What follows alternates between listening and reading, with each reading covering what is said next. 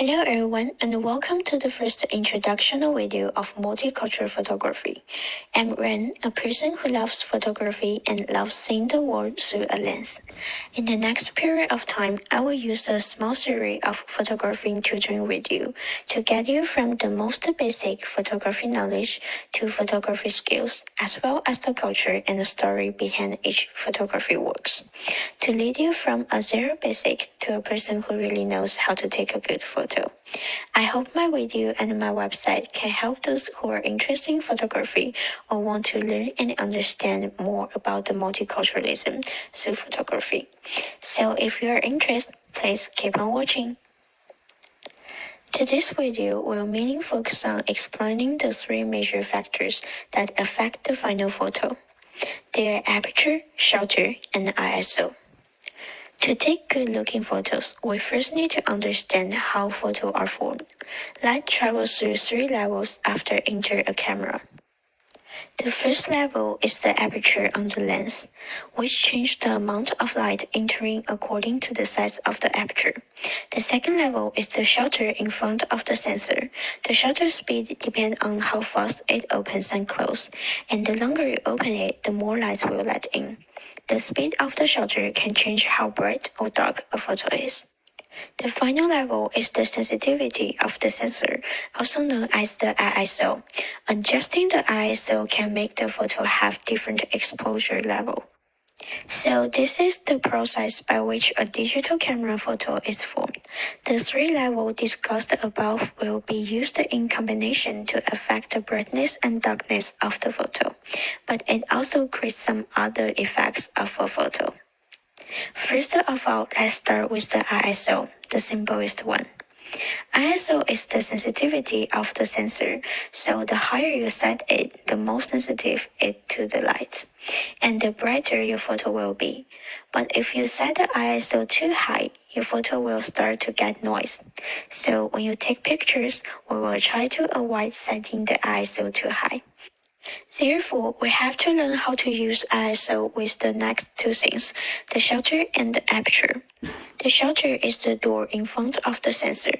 Adjust the shutter speed is based on how fast the shutter opens. So the longer you drive it, the longer the light will go in, and your photo will be brighter. Then if you drive a shutter time, the time of the light will enter the lens will only be a moment, and your photo will become darker. In addition, it will also have different effects. The faster your shutter speed is, it can capture a momentary movement better.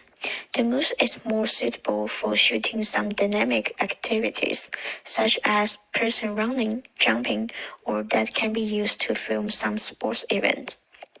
Then, if your shutter time is slower, that's it. The shutter remains open for a longer time, which will cause your photo to be blurred and have after image.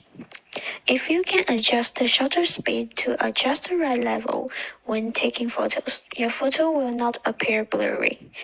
But this kind of blurry style can be used in some of the more artistic or abstract styles of photography.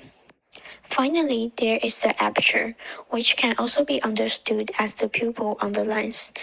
Then it can change the degree of the light entering according to the size of the opening. The larger the opening, the more light gets in, and your photo will be brighter. When the aperture is larger, it will cause the effect background blur. So what is background blur? The background blur is the scope outside of the main body will become more blurry. These effects will be more suitable for taking pictures of a portrait or a main object. The portrait mode in the iPhone's camera borrows the change of the aperture.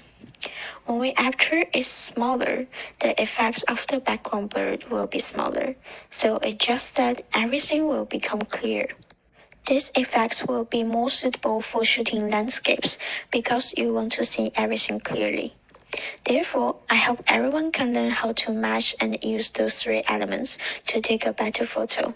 In the next video, I will combine that I talked about today to further explain how to capture a dynamic movement by camera.